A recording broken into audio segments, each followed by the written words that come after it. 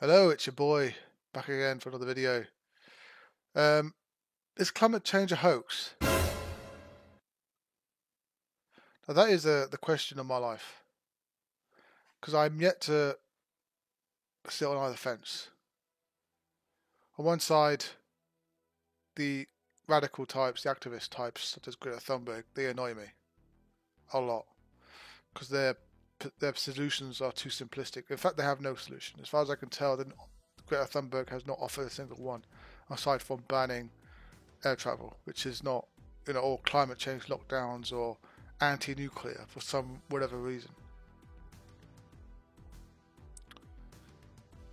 Like nothing that actually helps the environment. It's just the modern day NPC meme, just going with a narrative, and that is a problem because they have co-opted the environmentalist stance, and now they're taking over the institutions and they've taken over the departments, and everyone's parroting the same party line, and it's we don't know what's right anymore. So is Greta Thunberg right? I don't think so, but happy for you to tell me otherwise. And the reason why I'm saying this is because it kind of annoys me, because my take on things has been a bit more nuanced than that. I think that climate change is real. It is happening. I think it's happened throughout millennia. I think we can all understand that, and I think most people, even the climate change deniers, so-called deniers, would agree that climate change has happened throughout history and will continue to happen, either be it through natural or anthropogenic mechanisms. And that's what most people agree with. What I think most people will be contending with is our own impact on the climate. And I mean, that to me is more of a side question for me. I think we do have more of an impact to the world than we think we do. I mean, we have millions of cars polluting. We know CO2 is a greenhouse gas. This isn't new. It's been well covered. I'm happy to give you studies, but again, that's a very liberal thing to do. But my take on this is, it's all well and dandy believing that climate change is a thing and that we should do something about it. And that's the question: what should we do about it? Because a lot of the kind of modern day events that have happened, have transpired the past few years. Because I've looked more closely into this and I've become more involved as well. So my background is in flood modelling. I work in the flood modelling industry in the UK. I chose this industry because I saw it as an opportunity for me to play a role in mitigating its floods in the UK, and I think we are doing a great job. However, there are a number of outstanding questions which I still have, which have yet to be answered, and that is a question about climate change. And that'll be, I guess, a topic for another video, because I could talk to you about how we model flood modelling and flood maps and how they're generated and all the assumptions that have been fed into that, which is common throughout the industry. So it's not just me, it's everyone's doing the same thing. And our flood maps have been used by the Environment Agency, which is a UK body for, well, the environment, as it name suggests, and what most people go to check their flood risk, for example, or whatever, anything to do with the environment, they go there.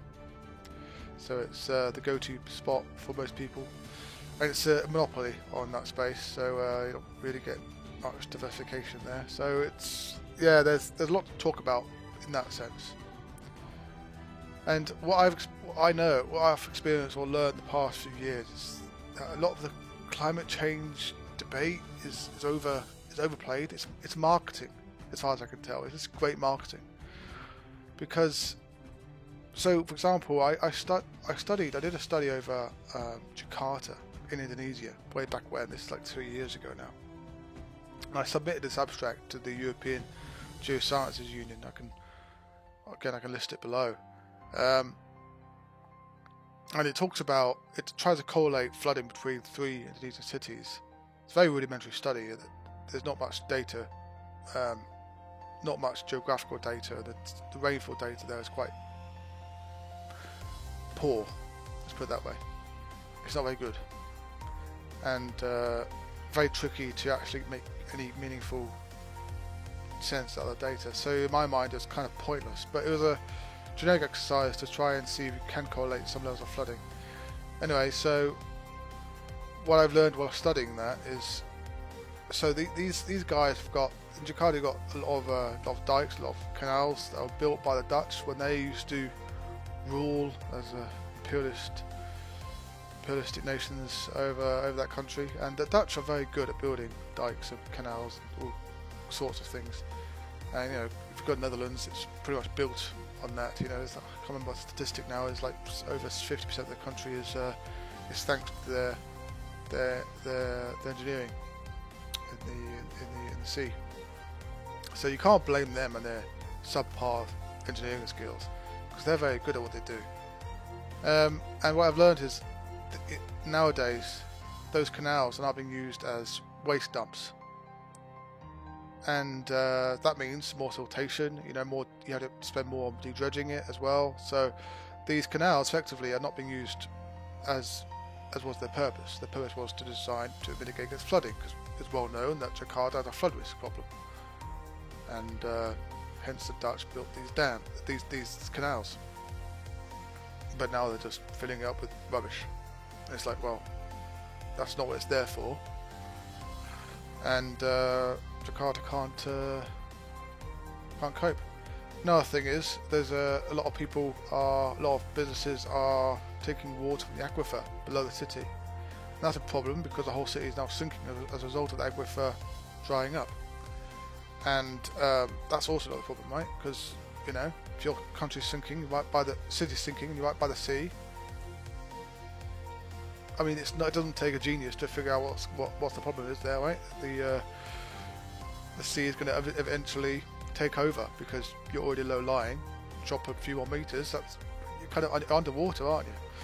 So now building a wall, but of course they'll propagate climate change, this and the other. But the reality is, you've done it. It's not climate change. You've done this. You chose as a society, however which way you spin it, you decided to do this. You decided to increase the dredging of your canals. You decided to take up water from the aquifers. That's not climate change. That is your actions. And as unfortunate as it is, that may sound harsh, but that's not climate change. And of course, using it as a scapegoat, I suppose. I saw an article, and hopefully I'll find it again, and I'll share it with you if I can, where an article was claiming climate change caused a flooding in Jakarta a few years ago, or a year ago, whatever. And I laughed at that, because I was like, nah, I know too much now. I'm too smart. I've wised up. That's not climate change, that's you. That's man-made problems. Once again, man-made problems, and we're using climate change, some obscure abstract concept, climate change, as a reason. It's like, no. And this is a problem with this, because you're overhyping it. Like, I guess it suits the governments to do such a thing, because they can simply blame climate change, not themselves, not the government. The government doesn't take responsibility, so they'll say, oh no, it's not me, it's them. It's climate change. It's that thing over there. It's not me. No, I didn't do anything wrong. It's that thing. And whereas the honourable thing to do is saying, no, we got a problem. We are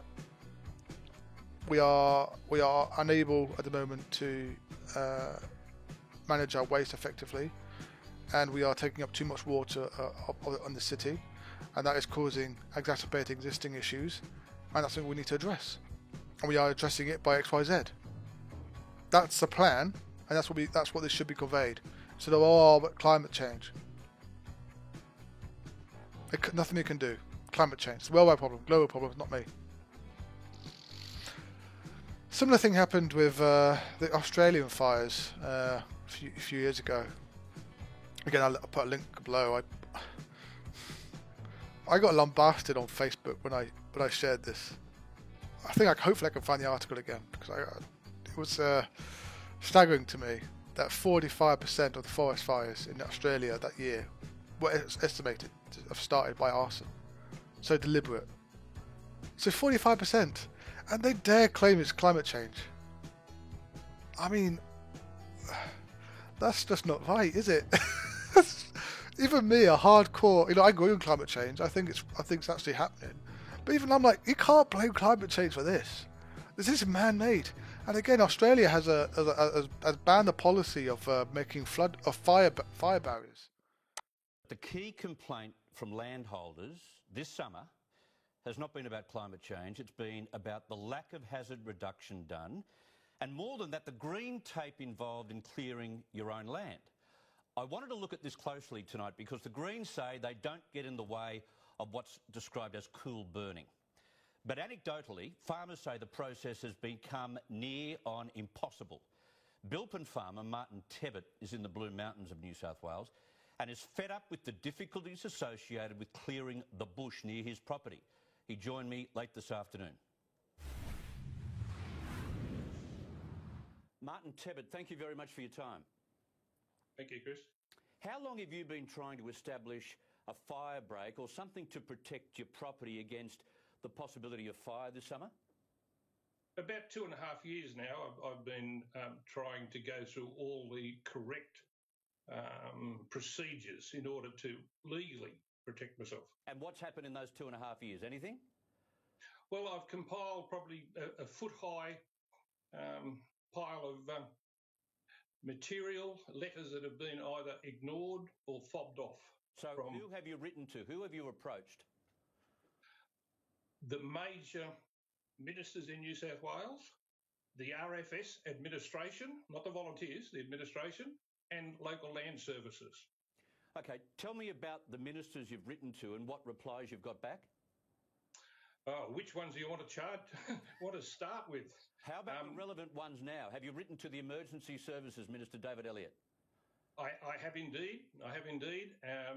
And it reached basically a crisis point a few weeks before this fire happened, and I managed to get to a function, and he was there, and I had a prepared letter, and I handed it to him personally. He indicated he would look at it, and I have had still no response from him. And what were you arguing in these letters? Simply that the regulations in New South Wales should be allowing individuals to protect themselves on their own property by simply clearing strips along their boundaries and not having to go through all of the green tape of applying through councils. Why were you reluctant to go through your local council? It's an onerous project to start the development application. First, you must pay the council. Mm-hmm. Then you receive a pile of paperwork, and amongst that paperwork requires you to count your trees, put numbers on your trees, measure your trees, establish the botanical names of the trees, understand if they're more than 10 years old. You then have to pay to get an arborist report. And if they then approve it, you probably have to replant trees on another part of your property to replace them. So all you wanted to do is what? Push a fire break on a boundary. How thick or how wide was this fire break that you were looking for? Well, I would have been guided by them 5 to 10 metres, adequate enough to get a fire truck down and for me to take my tractor down. Which makes sense. So if fire was coming up a valley or something, you would be in a better position to both fight it and separate the actual fire from your property. Exactly, and subsequently the fire has come straight through there, and the bits of the fence that were there have been totally destroyed. You were very lucky it didn't come onto your property, weren't you? Well, no, it did come into our property. It did come through our property, but there are cleared areas where I have previously taken what were probably illegal at the time, steps to protect particular assets and buildings. But I wanted to take it further and protect the property. So have you reached out to the RFS through that period? I have. And I want to say I have no criticism of volunteers. The local volunteers are wonderful and are behind me. But the administration of the RFS, I have found very, very indifferent. So they're all sending you to your local council, are they? Yes. Apart from David Elliott, who's not sending you anywhere. That's right. Well, he's been quite indifferent. Okay. Why does it take so long? Why is the red tape so thick? Why are we so protective of, I presume, land that could easily be dispensed with without any loss of great vegetation or environment? Look, I can only assume by watching the way politics have gone the last 10, 15, 20 years that it is purely the green influence. Now, personally, I have nothing against the people who think green. I know many of them. And I think they often are very nice people and mean well. But they don't seem to understand that their policies very often can cause more damage to the ecology than that which they claim that they are trying to protect. Yeah, which we've found out in spades during this bushfire crisis. Tell me about your local firefighters in the Blue Mountains. Don't give any names away, but are they just as frustrated as you have been because of the lack of fire breaks being created in the Blue Mountains? They are, absolutely. But unfortunately, they're extremely intimidated and are frightened to speak out. But I know a local fire chief in particular he's highly respected locally. He is disgusted with the administration, and he constantly points out for him to be able to get an approved hazard reduction burn done through his head office can sometimes take several years, even if he can then get it approved. Several years, and he said, what he's told me repeatedly, they have 28 pages of what they call bushfire assessment that the local brigade, who have local knowledge, of course, that the local brigade have to conform with to meet the standards imposed by Shane Fitzsimmons' administration. That's red tape and a half. See, it is absolute nonsense. My feeling is that hazard reduction is a very difficult and complex matter, and depending on the ferocity of the fire and the length of the drought, no hazard reduction will make any difference. However, having said that, strategic fire breaks and strategic fire trails can be the difference between losing property and life and not.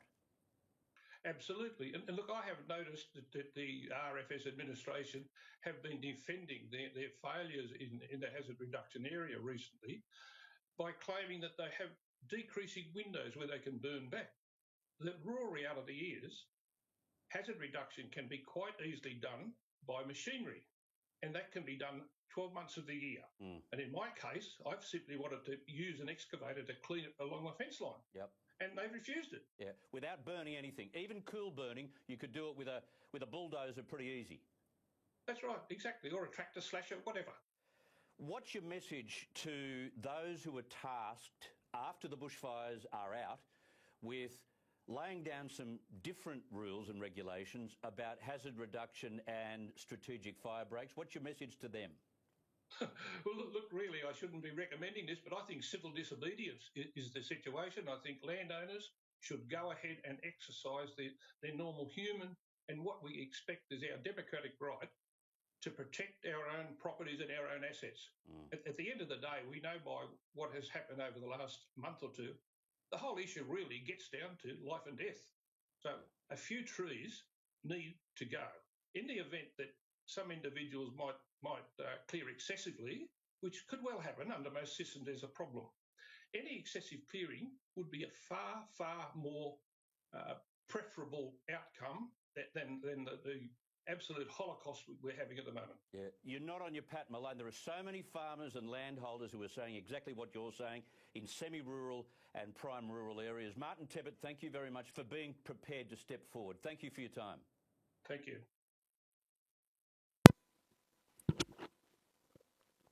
I just wanted to share with you guys an example of the media coverage that transpired after the event, after the Australian fires, and what the local people are saying, or at least what some local people are saying. And yeah, I think it's highly probable that's what's happening. They're being inundated with bureaucracy, essentially, and slowing the whole system down. So, what was established as best practice in managing fires, you've now banned it, and now wondering why you get so much fires. It's like, you could have solved. Why did you? So I'm obviously stupid in many ways because I don't understand the logic. I get it. I get it to save the koalas, but you're killing more koalas by doing this. So you can't claim the moral high ground. You can't. Why are you doing that? It doesn't make any sense. So there's me as an environmentalist. I mean, I think we all are by principle. I think most people would like to live in a nice environment and no flooding. And I do believe flooding in the UK is solvable. I have big beliefs in the flood forecasting system and better data delivery, better actionable insights that can be derived from that, which is great. I'm passionate about it, and I can talk to you more about it as well, the developments in this space, because it is exciting. And this is one of the reasons why I still stay in this industry. Even though it's full of climate change, nut jobs and activists and all that kind of stuff, there is some good that comes out of it, and I want to be part of that good and manage that, hopefully. Maybe it's naive blissfulness, but, I'm passionate about this, so I still want to do it. I'm digging my own hole here. Who knows? But it's one of those things where you just gotta pick your boat, man, and just sink or swim, man. See if it sinks. Anyway, so yeah, climate change. It's parroted non-stop, and it's one of those things where it's like it's a marketing technique to get more money, And I don't like to lie to people. And I feel it's my responsibility as who play the role in this industry to raise awareness that just because a lot of media outlets or a lot of other people, a lot of politicians, a lot of even scientists, they throw the climate change word out there. I don't believe climate change is a big problem. I think a lot of our problems is man-made, and we choose to do this. We haven't got a gun to our head forcing us to do anything, so we are choosing to do what we do. Let me know your thoughts below, and if you want to hear more about this topic, because I've got endless amounts of speeches to write on this. It's something I'm very passionate about, something I can talk about for hours and days. And if you have any questions, let me know. I don't know what to include in this video. I just wanted to air my frustration out at this climate change debacle, because in my mind, this is only going to divide people further. And we are now using labels such as far-right extremists to label those who don't agree with climate change. And it's not necessarily those who don't agree with climate change, it's those who don't agree with taxation to pay for it. Because a lot of it's not government money cause a lot of these problems. So it's not like government money can solve these problems. The free market might be able to. I think my hope is the free market, if anything. Because the free market offers a plethora of ideas. I mean, Spain invested billions in these new solar panels, and turns out the second they got built, the technology was redundant. So it's like, good job, man. That's one of the reasons why when I learned that, I was like, okay. I learned this 10 years ago now, so it's been in my mind. It's one of those sticking points. Like, remember what Spain did? They spent billions and it was useless. If I spent the money, I'd be so mad. It's like, yeah, you don't want the government to spend money on things that in 10 years' time may be outdated. Spend money now indeed for sure, but not this. You can't pick an industry, pick a company, and spend money on that company to develop these schemes, and turns out it's going to be outdated in 10 years time, or less than that, the second they get built. So I think the free market should be the agent of conveyor of ideas, not government, because if the government selects an idea, it elevates it at the detriment of anything else, and that's a problem, because you're missing out on another technology which could otherwise be more cost efficient than the ones you invested in initially. So it's just an idea. I don't know the answers, but I'm not a climate change denier. I just don't agree with taxation, and I don't agree with increasing taxes to pay for it, because quite frankly I don't think we know what we're doing. I don't think any of us know what we're doing, and it's up to the free market, as far as I can tell, to manage this, not governments. Governments can support private industry, but they cannot subsidise the entire industry or company, let's say, or get this company to build this XYZ. So yeah, happy to know your thoughts, and write them below. And if you disagree with me, great. I'm happy to argue, happy to debate, happy to carry a conversation even. If you want to agree with me, great. If you think I'm right, bang on, crack on, send me a message, write a comment down below, like my video, and yeah, hope to see you soon.